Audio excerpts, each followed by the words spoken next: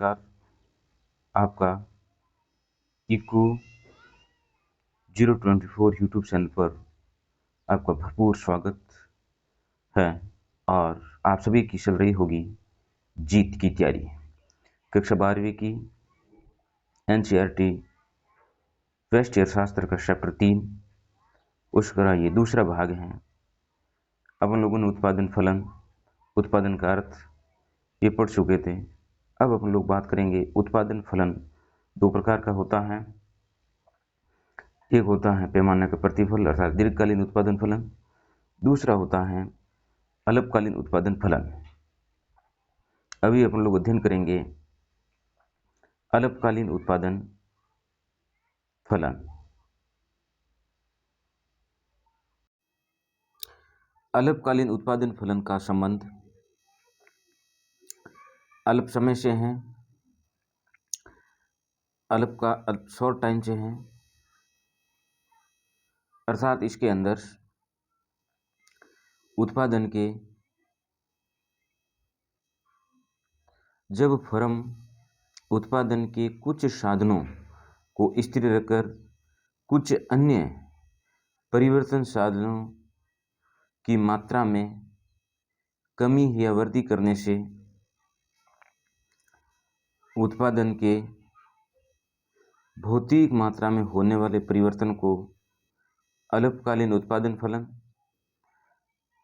या परिवर्तनशील अनुपातों का नियम या उत्पत्ति के नियम के नाम से जाना जाता है। कहने का अभिप्राय हुआ, मान लीजिए उत्पादन के दो साधन L और K, यहाँ पर ये भूमि है, यहाँ पर ये भूमि है और K यहाँ पर पूंजी है। भूमि मान लीजिए एक परिवर्तन स्थिर साधन है और पूंजी कैपिटल्स एक परिवर्तनशील साधन है। जब एक में परिवर्तन करने से भौतिक उत्पादन में क्या परिवर्तन होगा, ये अपन को अल्पकालीन उत्पादन फलन के नियम से जानकारी होती है। इनका जो डायग्राम होगा, ये एक्स अक्ष है, ये वाई अक्ष है, ये वाई, ये एक्स। यहाँ पर उत्पादन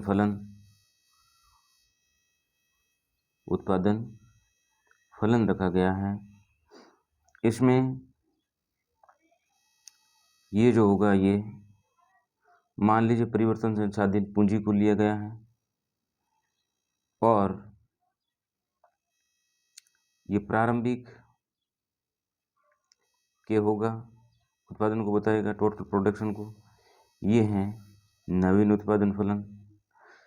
नवीन पूंजी अर्थात पूंजी में वृद्धि करने पर उत्पादन में क्या परिवर्तन होगा, तो इसका फलन लिखा जाएगा Q बराबर F कोष्टक K और L। ये उत्पादन फलन गणितीय रूप में होगा। इसमें L पर बार लगाया जाएगा अर्थात इसको स्थिर रखा गया है और K के अंदर क्या किया गया है, परिवर्तन किया गया है। अब आप इसका उल्टा भी लिख सकते हो, जैसे आप लोगों ने L में परिवर्तन की, L को परिवर्तनशील माना और K को स्थिर मान सकते हैं। इसमें यह ध्यान रखना, अल्पकाल में उत्पादन की तकनीकी, अल्पकाल के अंदर उत्पादन की जो तकनीकी हैं, उत्पादन तकनीकी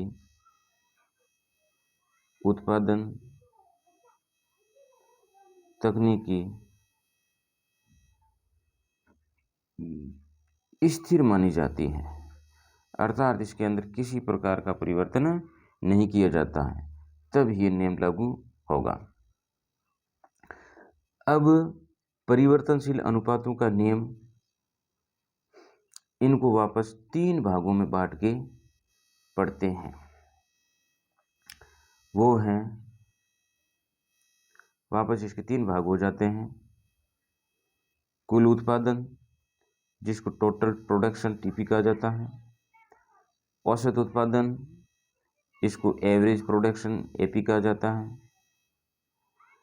सीमांत उत्पादन, इसको एमपी कहा जाता है। इसकी क्या क्या है परिभाषाएं होती हैं, तो देखिए पहले हैं कुल उत्पादन, टोटल प्रोडक्शन की। कुल उत्पादन, टोटल प्रोडक्शन, किसी एक समयावधि में उत्पादन के सभी साधनों का प्रयोग करके कुल जितना उत्पादन किया जाता है उसे कुल उत्पादन कहा जाता है। कहने का मतलब ये हुआ, उत्पादन के सभी साधनों के प्रयोग करने से जो उत्पादन होगा, उस उत्पादन का जो योग टोटल होगा वो ही कुल उत्पादन या टोटल प्रोडक्ट या टीपी के नाम से जाना जाता है। इनका जो डायग्राम होगा टोटल प्रोडक्शन का, ये हैं वाई अक्ष, ये हैं एक्स अक्ष, यहाँ पर लिया गया है टोटल प्रोडक्शन और यहाँ रखा जाएगा परिवर्तनशील जो साधन है, श्रम की इकाई, श्रम की इकाई, अर्थात मैं यहाँ पर एल लिख सकता हूँ, लेबर लिख सकते हैं। जैसे जैसे परिवर्तनशील साधन की मात्रा को बढ़ाएंगे तो टोटल प्रोडक्शन में क्या परिवर्तन होगा, किस प्रकार से वृद्धि होगी। मान लीजिए प्रारंभ के अंदर स्थिर साधन तो थे किंतु परिवर्तन साधन में किसी प्रकार का परिवर्तन नहीं है, तो टोटल प्रोडक्शन क्या होगा, शून्य होगा। जैसे जैसे श्रमिकों की संख्या में वृद्धि की जाएगी, स्थिर साधन में किसी प्रकार का परिवर्तन नहीं कर रहे हैं, परिवर्तनशील साधनों में जैसे जैसे परिवर्तन किया जाएगा तो कुल प्रोडक्शन की लाइन इस प्रकार से बनेगी। एक स्तर पर वो अधिकतम पहुंच जाएगी और उसके बाद उसमें ह्रास होना प्रारंभ हो जाएगा। यहाँ पर ह्रासमान का नियम फिर लागू हो जाता है। तो ये होगा अपन का टोटल प्रोडक्शन। वाई अक्ष पर टोटल प्रोडक्शन लिया गया है, एक्स अक्ष पर परिवर्तनशील साधन को रखा गया है। जैसे जैसे परिवर्तनशील साधनों की मात्रा इकाई में वृद्धि की जाएगी तो टोटल प्रोडक्शन में वृद्धि होती जाएगी, किंतु एक सीमा के बाद में वो क्या हो जाएगा, स्थिर हो जाएगा। ये होता है टोटल प्रोडक्शन। और स्थिर होने के बाद में फिर इसमें कमी होनी शुरू हो जाती है, तो इसमें लागू हो जाता है सीमांत ह्रास नियम। दूसरा है औसत उत्पादन। औसत उत्पादन, एवरेज प्रोडक्शन, या इसको कहेंगे अपन लोग एपी। कुल उत्पादन में परिवर्तनशील साधन की इकाइयों की संख्या का भाग देने से जो भागफल प्राप्त होगा उसे एवरेज प्रोडक्शन के नाम से जाना जाता है। तो ये ध्यान रखना कि जब टोटल प्रोडक्शन के अंदर परिवर्तनशील साधन का भाग देने से जो भागफल प्राप्त होगा उसे एवरेज प्रोडक्ट या औसत उत्पादन कहा जाता है। इसकी परिभाषा को लोग ये दे सकते हैं, प्रति इकाई उत्पादन को औसत उत्पादन कहते हैं। और परिभाषा लिखेंगे, प्रति इकाई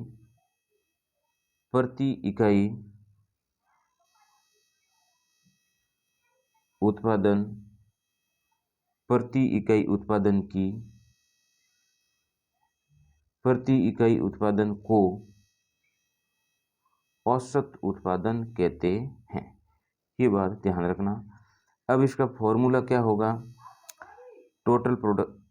एवरेज प्रोडक्शन का, तो यहाँ पर होगा एपी बराबर टोटल प्रोडक्शन बटा परिवर्तनशील साधन एल। यहाँ एल परिवर्तनशील साधन है, एल यहाँ पर परिवर्तनशील साधन है और टीपी यहाँ पर टोटल प्रोडक्शन है। इसका इसमें भाग देने से ये प्राप्त होगा।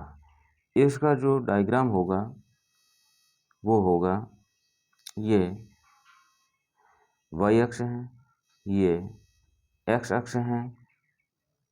यहाँ पर एवरेज प्रोडक्शन, यहाँ पर परिवर्तनशील साधन L को रखा गया है। जैसे जैसे अपन लोग टोटल प्रोडक्शन के अंदर भाग देते जाएंगे तो इसका जो वक्र होगा वो इस प्रकार से बनेगा, इस प्रकार से बनेगा। किंतु ध्यान रखना, टोटल प्रोडक्शन किसी अक्ष को स्पर्श नहीं करेगा और न ही ये ऋणात्मक होगा। अगला है, तीसरा है सीमांत product, marginal product. Marginal product, marginal product किसी परिवर्तनशील साधन की मात्रा में एक इकाई का परिवर्तन करने से कुल उत्पादन में जो परिवर्तन होता है उसे उस साधन की सीमांत उत्पादक कहते हैं। कहने का मतलब ये हुआ, जब परिवर्तनशील साधन की एक अतिरिक्त इकाई में वृद्धि करने से परिवर्तनशील अर्थात लेबर है, इसकी एक अतिरिक्त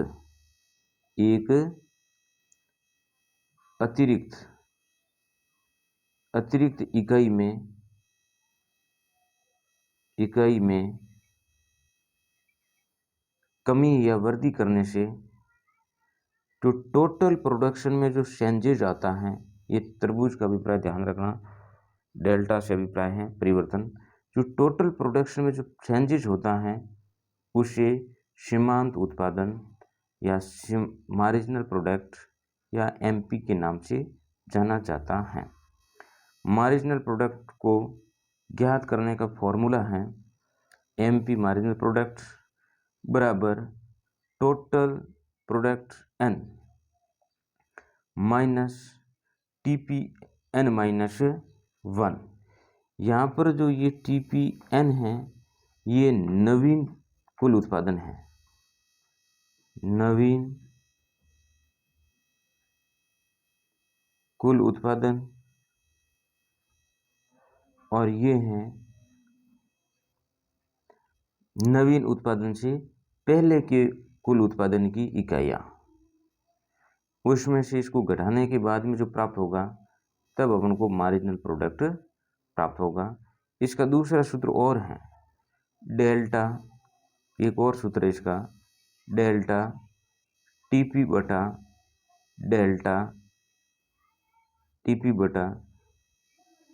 डेल्टा एल, अर्थात उत्पादन के परिवर्तनशील साधन की अतिरिक्त इकाई में वृद्धि करने या फिर कमी करने से या परिवर्तन करने से टोटल प्रोडक्शन में क्या परिवर्तन, कमी या वृद्धि हुई, उसी को सीमांत उत्पादन कहा जाता है। अब अपन लोग देखेंगे ह्रासमान सीमांत उत्पादन तथा परिवर्तनशील अनुपातों का नियम। यदि किसी एक उत्पादन साधन की मात्रा को स्थिर रखा जाए तथा अन्य उत्पादन साधनों की मात्रा में उत्तरोत्तर वृद्धि की जाए तो एक बिंदु के उत्पादन में घटती हुई दर से वृद्धि होती है, उसे ह्रासमान सीमांत उत्पादन का नियम या परिवर्तनशील अनुपातों का नियम के नाम से जाना जाता है। अब हम लोगों ने टोटल, एवरेज और मार्जिनल तीनों जो उत्पादन के प्रकार पढ़े हैं, स्थिति पढ़ी हैं, उनको एक सारणी के रूप में अपन लोग समझते हैं। ये हैं स्थिर साधन। स्थिर साधन अर्थात उसकी इकाई हैं एक एक एक रखी गई हैं। परिवर्तनशील साधन, यहाँ पर स्थिर साधन रखा गया है भूमि को, स्थिर साधन है भूमि, परिवर्तनशील साधन है लेबर। लेबर के अंदर जैसे जैसे परिवर्तन करते जाएंगे तो total production, marginal production, average production में क्या परिवर्तन होता है। जब प्रारंभ के अंदर परिवर्तनशील साधन अर्थात श्रमिक 0 था, स्थिर साधन भूमि का एक टुकड़ा था, तब टोटल प्रोडक्शन होगा 0, एवरेज प्रोडक्शन भी होगा 0 और मार्जिनल प्रोडक्शन भी होगा 0, क्योंकि किसी वस्तु का निर्माण करने के लिए स्थिर और परिवर्तनशील दोनों साधनों की जरूरत होती है। किसी एक साधन, स्थिर साधन से कितना भी रख लें, उसके माध्यम से उत्पादन बढ़ाना संभव नहीं है।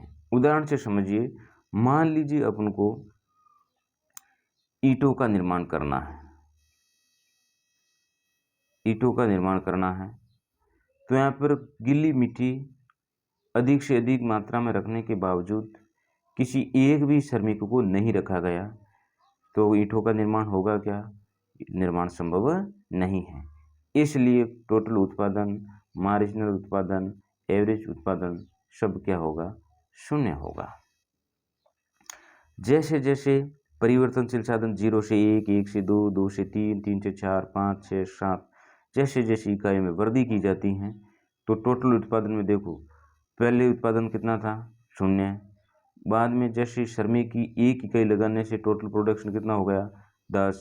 दूसरी इकाई बढ़ाने से 25, तीसरी इकाई पर 45, चौथी पर 60, 5 श्रमिक लगाने पर 70 और 6ठा श्रमिक लगाने पर भी टोटल प्रोडक्शन होता है 70 और 7वां श्रमिक लगाने से कुल उत्पादन क्या हो रहा है?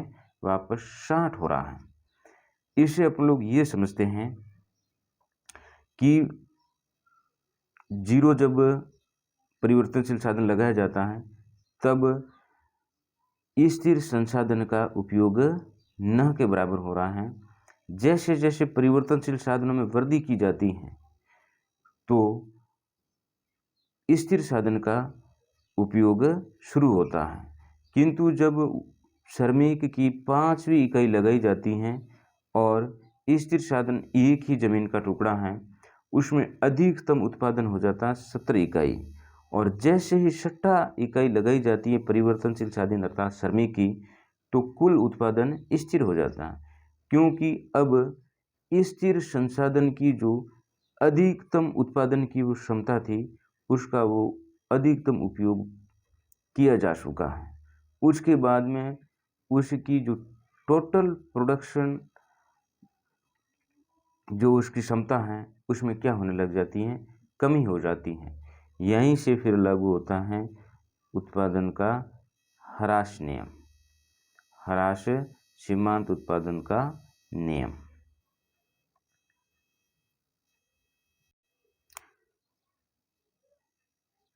अब हम लोग बात करते हैं औसत उत्पादन। औसत उत्पादन ज्ञात करने का फॉर्मूला है टोटल प्रोडक्शन बटा एल परिवर्तनशील साधन। कुल उत्पादन अपन के पास है 0 और परिवर्तनशील साधन भी अपन के पास है 0, तो एवरेज अपन का उत्पादन होगा 0। जब टोटल प्रोडक्शन अपन के पास में है 20, परिवर्तनशील साधन की संख्या अपन के पास में है 1, तो 10 के अंदर 1 का भाग देने पर जो एवरेज आएगा वो कितना होगा? 10 होगा। अब अपन लोग आते हैं दूसरी इकाई पर। दूसरी इकाई पर औसत उत्पादन ज्ञात करने के लिए टोटल प्रोडक्शन अपन का है 25, परिवर्तनशील साधनों की मात्रा अपन के पास 2, भाग देने पर भागफल प्राप्त होगा 12.5। इसी प्रकार तीसरी इकाई पर जब टोटल प्रोडक्शन अपन के पास है 45 और परिवर्तनशील साधनों की संख्या की इकाई है 3, इसका भाग देने पर औसत प्राप्त होगा 15। तो कई बार ये इस प्रकार की टेबल पूछी जाती है, टोटल प्रोडक्शन दे रखा होता है, परिवर्तनशील साधनों की संख्या दे रखी होती है, स्थिर साधन की मात्रा भी दे रखी होती है, तो अपन को ज्ञात करना होता है औसत अर्थात एवरेज प्रोडक्शन। तो ज्ञात करने का ये फॉर्मूला समझ चुके हो आप लोग। सूत्र ध्यान रखना, एवरेज प्रोडक्शन बराबर टोटल प्रोडक्शन बटा परिवर्तनशील साधन। तो ये अपन लोग इसको ज्ञात कर सकते हैं। आगे हैं मार्जिनल प्रोडक्शन, एमपी। एमपी को ज्ञात करने का फॉर्मूला है एमपी मार्जिनल प्रोडक्ट बराबर टोटल डेल्टा टीपी बटा डेल्टा एल। डेल्टा का अभिप्राय यहाँ पर परिवर्तनशीलता, परिवर्तन को दर्शाया गया है। प्रारंभ के अंदर शून्य होगा। दूसरे में देखिए टोटल प्रोडक्शन में कितना परिवर्तन हुआ, 10 में से 0 घटाने पर प्राप्त होता है 10 में से 0 घटाने पर प्राप्त होता है 10। श्रमिक की 0 1 में से घटाने पर प्राप्त होगा 1। तो डेल्टा टीपी अपन के पास में होगा, 10 और डेल्टा एल भी अपन के पास होगा 1। अब 10 के अंदर 1 का भाग देने पर टोटल प्रोडक्शन अपन का, मार्जिनल प्रोडक्शन अपन का क्या होगा, 10 होगा। इस प्रकार से दूसरी इकाई देख लीजिए परिवर्तनशील साधन की, 2 इकाई लगाने पर टोटल प्रोडक्शन में कितना परिवर्तन हुआ, जिसको इसमें से घटाना होगा। 25 में से 10 गए, पीछे कितने बचे, 15। 2 में से 1 गया, पीछे बचा 1। 15 का 1 में भाग गया 15 बार। सीमांत परिवर्तन दूसरी इकाई की कितनी हो जाएगी, 15। इस प्रकार से आप लोग इस सारणी को ज्ञात कर सकते हैं। अब अपन लोगों ने सीखा औसत परिवर्तन, औसत उत्पादन और सीमांत उत्पादन को किस प्रकार से ज्ञात करते हैं। यहाँ पर देखिए 0 से 15 तक, 0 से 20 तक जैसे जैसे परिवर्तनशील साधनों में वृद्धि की जाती है, 1 से 2, 2 से 3, 3 से 4, टोटल प्रोडक्शन में भी क्या हो रही है, वृद्धि हो रही है। औसत प्रोडक्शन में भी क्या हो रही है, वृद्धि हो रही है। और सीमांत उत्पादन में भी क्या हो रही है, वृद्धि हो रही है। ये उत्पादन की प्रथम अवस्था है, अर्थात वर्धमान पैमाना का प्रतिफल यहाँ पर पाया जाता है। बढ़ता पैमाना का, बढ़ता वर्धमान स्थिति होती है प्रोडक्शन की। अगला है जैसे ही टोटल प्रोडक्शन और 60 से 70 और 70 से वापस 70 तक अपन लोग पहुंचते हैं, तो ये हैं स्थिर पैमाना का प्रतिफल। औसत और सीमांत उत्पादन अब घटने लगता है। जैसे ही कुल उत्पादन अधिकतम हो जाता है, उसके बाद में परिवर्तनशील साधनों की और वृद्धि की जाएगी, तो कुल उत्पादन में, टोटल प्रोडक्शन में या सीमांत उत्पादन में कमी होने लगेगी। इसको अपन लोग दूसरी अवस्था कहेंगे। यहाँ पर उत्पादन की घटती दर से वृद्धि हो रही है, उत्पादन की घटती दर से वृद्धि हो रही है। तीसरी स्टेज, जब कुल उत्पादन 70 से घट के 60 पर पहुंच जाते हैं, तो सीमांत उत्पादन 0 से वापस ऋणात्मक स्थिति में पहुंच जाता है। ये किसी फर्म की या फिर उत्पादन की तीसरी स्टेज है। इसमें उत्पादन घटने लगता है, उत्पादन ऋणात्मक हो जाता है। ये था टोटल उत्पादन, मार्जिनल प्रोडक्शन और औसत उत्पादन के अंदर संबंध। अब इसको अपन लोग समझते हैं एक डायग्राम के द्वारा। ये है, इसको अपन लोग समझते हैं इस डायग्राम के द्वारा। ये y अक्ष है, यहाँ पर x अक्ष लिया जाएगा, यहाँ पर y अक्ष पर टोटल प्रोडक्शन, मार्जिनल प्रोडक्शन और एवरेज प्रोडक्शन होगा। यहाँ पर परिवर्तनशील साधन की इकाई अर्थात अपन लोगों ने ली थी L को लिया था। प्रारंभ के अंदर सब का सब क्या थे, शून्य थे। उसके बाद में टोटल प्रोडक्शन बढ़ती दर से बढ़ रहा है, कुल प्रोडक्शन बढ़ती हुई दर से बढ़ रहा है। उसके बाद में कुल उत्पादन घटती दर से बढ़ता है, एक स्टेज के बाद में वो स्थिर हो जाता है। उसके बाद में टोटल प्रोडक्शन में ऋणात्मक अर्थात उसका ह्रास होना शुरू हो जाता है, क्योंकि जैसे जैसे परिवर्तनशील साधन की मात्रा बढ़ाई जाएगी तब तक स्थिर साधन की मात्रा का कुशलतम ढंग से प्रयोग हो रहा है। किंतु एक अवस्था के बाद जब तक उसमें कुशलतम ढंग से प्रयोग हो रहा है तब तक परिवर्तनशील साधन की मात्रा वृद्धि करेंगे तो टोटल प्रोडक्शन में क्या होगा, वृद्धि होगा। इसको कहा जाता है उत्पादन की बढ़ती दर। इसको फर्म की प्रथम स्टेज कहा जाएगा। उसके बाद में घटती दर से उत्पादन में वृद्धि होना, क्योंकि अब उस पर यदि अपन लोग और संसाधन लगाएंगे तो स्थिर संसाधन अपन की अधिकतम उत्पादन क्षमता प्रदान कर चुका है।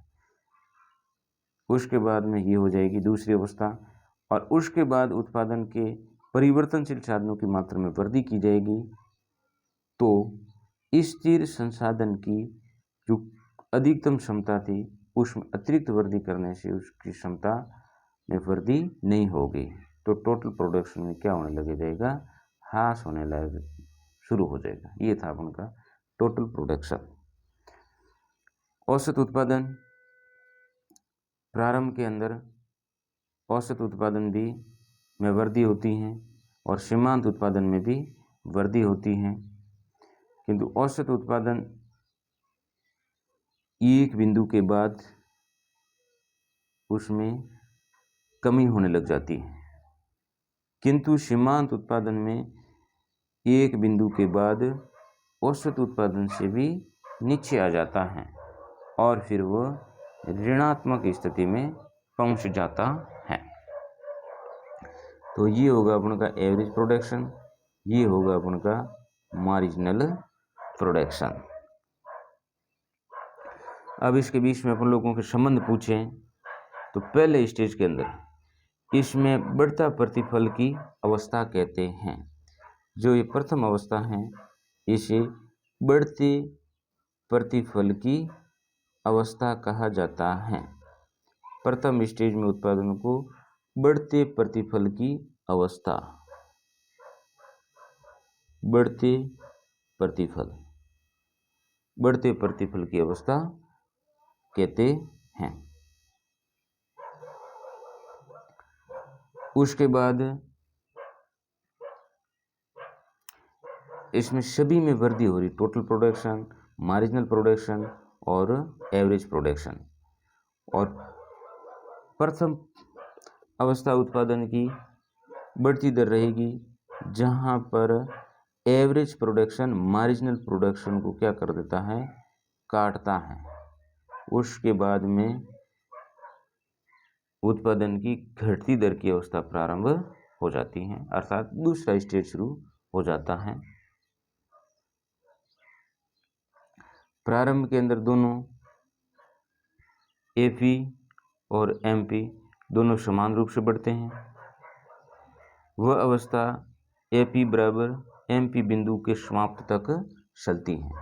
ये कहाँ तक चलती है, एपी और एमपी दोनों तक, जहाँ पर ये दोनों आपस में काटते नहीं है तब तक ये अवस्था चलती है। इस अवस्था में एमपी एपी की तुलना में अधिक तेजी से बढ़ती है। ये आप लोग संबंध पढ़ रहे हैं एपी एवं एमपी के मध्य पूछा जाए संबंध क्या है, तो आप लोग लिखोगे प्रारंभ में एपी और एमपी दोनों बढ़ रहे होते हैं, किंतु एमपी एपी की तुलना से तीव्र गति से बढ़ती है। प्रथम अवस्था के अंतिम बिंदु पर सीमांत उत्पाद व औसत उत्पाद बराबर हो जाते हैं। इसके अंतिम बिंदु पर एपी और एमपी दोनों क्या हो जाते हैं, बराबर हो जाते हैं। प्रथम अवस्था में स्थिर साधन का सीमांत उत्पादन ऋणात्मक होता है। आगे है सेकंड स्टेज। इस अवस्था को घटते उत्पादन की अवस्था कहते हैं। दूसरे स्टेज को घटते उत्पादन की अवस्था कहते हैं। इसमें उत्पादन घटती हुई दर से बढ़ती है, टोटल प्रोडक्शन घटती हुई दर से बढ़ता है। इस अवस्था में एपी वक्र एमपी वक्र के ऊपर चला जाता है। देखिए दूसरी अवस्था के अंदर, दूसरी अवस्था में एपी देखो, एपी यहाँ पर देखिए ये वक्र है एपी का, ये एपी का वक्र है और ये एमपी का वक्र है। यहाँ पर ये दोनों आपस में क्या कर रहे हैं, कट करके एमपी नीचे आ जाती हैं। तो दूसरी स्टेज के अंदर एपी एमपी से ऊपर चला जाता है और एमपी उसके नीचे चला जाता है, और यहाँ पर टोटल प्रोडक्शन अधिकतम होता है और मार्जिनल प्रोडक्शन शून्य तक पहुँच जाता है। दूसरी अवस्था में टोटल प्रोडक्शन अधिकतम होता है, जो यहाँ पर ये बताया गया है, टोटल प्रोडक्शन की अधिकतम हो जाता है, और मार्जिनल प्रोडक्शन देखो यहाँ पर एक्स अक्ष को क्रॉस करके फिर नीचे की ओर आ जाता है, अर्थात ये शून्य की ओर हो जाता है और औसत प्रोडक्शन एमपी से ऊपर होता है। इस अवस्था में कोई भी उत्पादक उत्पादन करने में विवेकशील होगा। अब जितने भी प्रोड्यूसर होंगे वो उत्पादन के इस दूसरी अवस्था के अंदर प्रोडक्शन करेगा।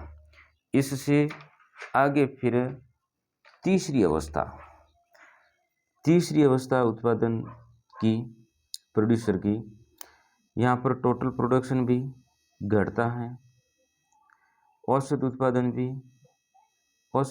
भी घटता है और मार्जिनल प्रोडक्शन ऋणात्मक स्थिति में चला जाता है।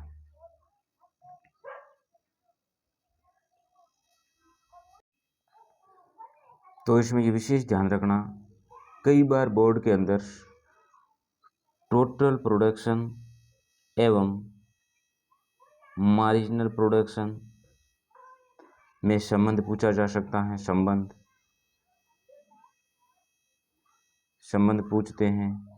कई बार एवरेज प्रोडक्शन और टोटल प्रोडक्शन के बीच भी संबंध पूछते हैं। कई बार मार्जिनल प्रोडक्शन एवं एवरेज प्रोडक्ट्स के अंदर भी अपन से संबंध पूछते हैं। तो मैंने आपको इसके अंदर सभी संबंधों को अच्छी तरह से बता दिया है। अब देखो इस डायग्राम के माध्यम से आप खुद देख सकते हैं, प्रथम अवस्था के अंदर टोटल प्रोडक्शन बढ़ रहा होता है, दोनों के बीच में अपन लोग संबंध देखें, एवरेज प्रोडक्शन भी बढ़ता है, इसमें सभी बढ़ती हुई दर से बढ़ते हैं। उसके बाद में स्थिर बिंदु प्राप्त कर देता है जब average production marginal production average production को काटते हैं। उसके बाद में घटती दर से वृद्धि होती है टोटल उत्पादन के अंदर, और औसत उत्पादन घटने लग जाता है और मार्जिनल प्रोडक्शन भी घटने लग जाता है। इस दोनों के अंदर संबंध पूछे तो इस दोनों को देख करके अपन लोग बता सकते हैं। अब इसमें ध्यान रखना, बढ़ती उत्पादन का प्रतिफल प्रथम अवस्था के अंदर, इसे घटती लागत की दर की अवस्था भी कहते हैं, और जो घटते उत्पादन के प्रतिफल को स्थिर लागत की दर की अवस्था भी कहते हैं, और ऋणात्मक प्रतिफल की अवस्था अर्थात तीसरे स्टेज के अंदर बढ़ती लागत की अवस्था भी कहते हैं, क्योंकि यहाँ फिर लागतों में क्या होने लग जाएगी, वृद्धि हो जाएगी, क्योंकि टोटल प्रोडक्शन में जैसे जैसे कमी होगी तो उससे उत्पादित की जाने वाली वस्तुओं का लागत में क्या हो जाएगी, कॉस्ट में वृद्धि हो जाएगी। एक विवेकशील उत्पादक द्वितीय अवस्था के अनंत एक उत्पादन करेगा। पहली एवं तृतीय अवस्था को आर्थिक मूर्खता या फिर आर्थिक बकवास की अवस्था कहते हैं, क्योंकि यहाँ पर स्थिर साधनों का कुशलतम ढंग से उत्पादन नहीं हो रहा, प्रयोग नहीं हो रहा है, और यहाँ पर फिर परिवर्तनशील साधनों के बढ़ाने से स्थिर साधन का ह्रास होने लग जाता है। तो हमेशा कोई भी प्रोड्यूसर दूसरा स्टेज के अंदर हमेशा उत्पादन करेगा। तो ये था कुल उत्पादन, औसत उत्पादन, सीमांत उत्पादन, इसके बीच संबंध और इसको याद करना और इसकी परिभाषा है। और यदि आपको ये अच्छा लगा हो, आप यदि यूट्यूब चैनल पर नए हैं तो ज़रूर इसको सब्सक्राइब करवाना और आगे से आगे इसको ज़रूर शेयर करना। जय हिंद, जय भारत।